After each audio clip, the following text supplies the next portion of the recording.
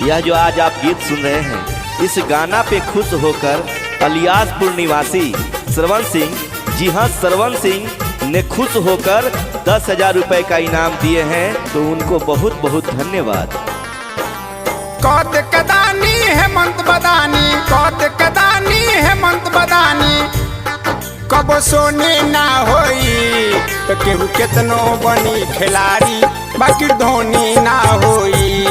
केहू केतनो बनी खिलाड़ी, बाकी धोनी ना होई।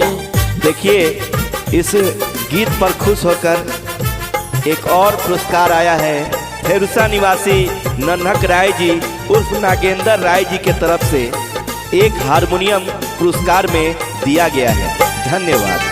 नाम के धोनी, काम के धोनी, धोनी धून निराला।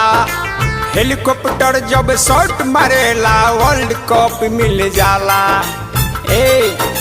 नाम के धोनी, काम के धोनी, धोनी धून निराला। हेलीकॉप्टर जब शॉट मारेला वर्ल्ड कप मिल जाला। रन में रणधीर रहे गंभीर अनहोनी ना होई। रन में रणधीर रहे गंभीर अनहोनी ना होई। तो केहू केतनो बनी खिलाड़ी, बाकी धोनी ना होई। तो केहू केतनो बनी खिलाड़ी, बाकी धोनी ना होई।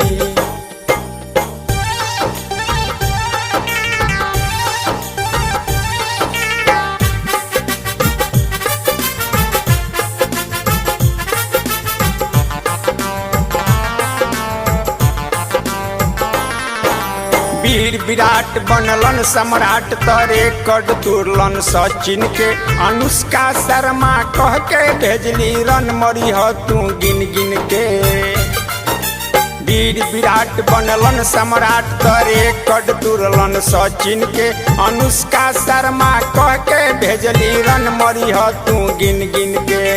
रोहित के छक्का ना भइल पक्का तो टोनी ना होई।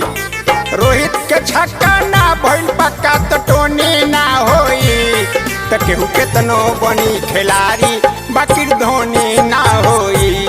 तो केहू केतनो बनी खिलाड़ी, बाकी धोनी ना होई।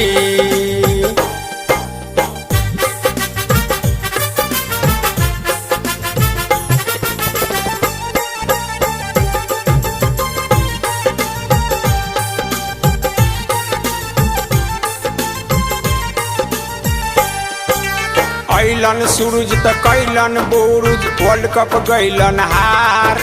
रिंकू सिंह के बाला में भैया चमके लागल निखार।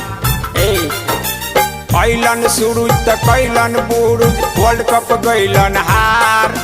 रिंकू सिंह के बाला में भैया चमके लागल निखार।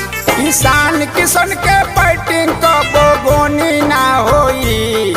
ईशान किशन के बैटिंग कबो गोनी ना होई। तो केहू केतनो बनी खिलाड़ी, बाकी धोनी ना होई। तो केहू केतनो बनी खिलाड़ी, बाकी धोनी ना होई।